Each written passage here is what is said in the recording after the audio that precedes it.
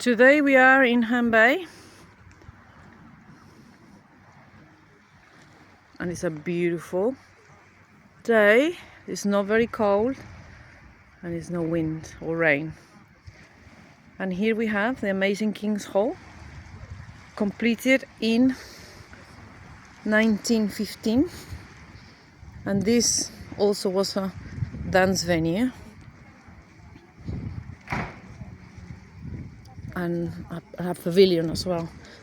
So they used to hold dances here, and it's a beautiful architectural style.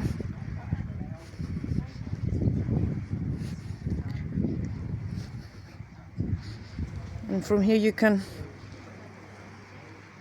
admire the beautiful English coastline in Kent, come fishing, or go for a drink at the pub. Here in the King's Hall you can have a coffee, cake, and here is the beginning of the seaside resort.